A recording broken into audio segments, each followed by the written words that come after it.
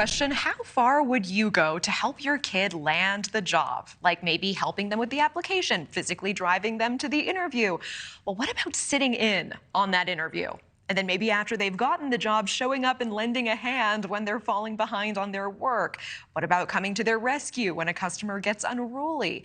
If some of that seems like overstepping to you, you are not alone. But apparently it's happening more and more.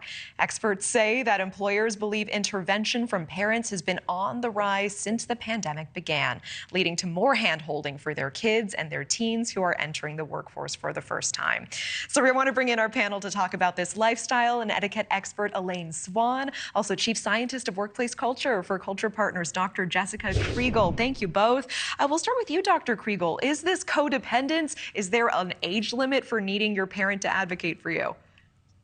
It's enmeshment in the worst way for the child, because essentially the parent is creating a negative experience for that child in their workplace. I mean, it will reflect poorly on the child, even if it has nothing to do with their own desires. They're probably mortified, most of them, and they want to stand on their own, and parents aren't allowing them to do that. It's not well advised. And not well advised. I mean, aside from helping them in this instance and it reflecting on them negatively, you're also preventing the child from being able to act out in a positive way, to be able to speak up for themselves, to be able to really get into the workplace and thrive in this particular instance. These kids are probably used to the parents doing this, and they want them to, which is why this thing is happening. So I think that this is something that the parents are definitely doing that is not going to help this person grow up and actually be a thriving adult in society. I mean, to that end, Elaine, how does one have to teach a child to handle these sort of grown-up problems and situations, as much as you want to shield them and prevent them from experiencing the agony of failure and difficult circumstances? Sure. No, you have to start this at home. This type of growth starts at home. So you can't let your child not do things that are going to help them grow in an area. For example, with my daughter in high school, she had a challenge with a teacher, and most of the kids were leaving the class. They were exiting out of the class. And I said to my kid, no, you know what? Let's have a talk with this teacher. We sat down, we had a talk. I said, you're staying in this class. She stayed in that class. At the end of the school year, he was her favorite teacher. And then later on, when she got a job and had a difficult manager, she ended up being able to navigate that situation successfully, where she went from a girl Friday all the way to the executive assistant. And I believe that is because there were instances where I said, you know what, you're going to stay here and you're going to work this thing through. So we cannot let our children not experience those difficult instances in life. Dr. Kriegel, are there lessons that you learned from working with difficult people at a young age, whether it was a customer or a coworker, that you've carried into adulthood?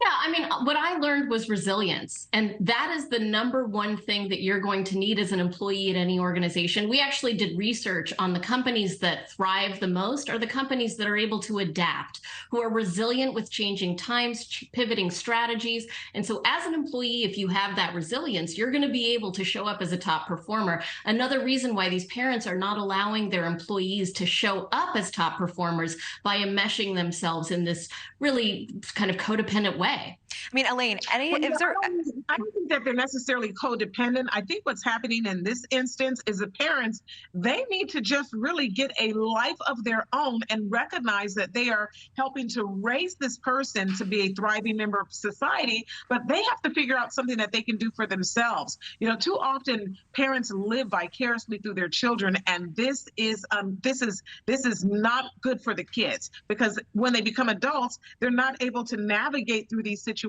successfully. And so I'm not sure if it's codependency or just a lack of something to do with their own lives. And I know, Elaine, you mentioned that you're sure that these workers are mortified. I will say, when I first went to college, I missed my mama so much. If she could have been my dorm roommate, I absolutely would have taken her up on it. But I did grow. I did grow. But you just can't do it. Yeah, and kids want that. Sure, yeah. We want that.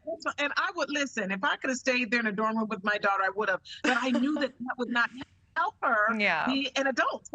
100%. Thank you for watching. Go to newsnationnow.com to find News Nation on your television provider. And don't forget to click the red subscribe button below to get more of News Nation's fact-driven, unbiased coverage.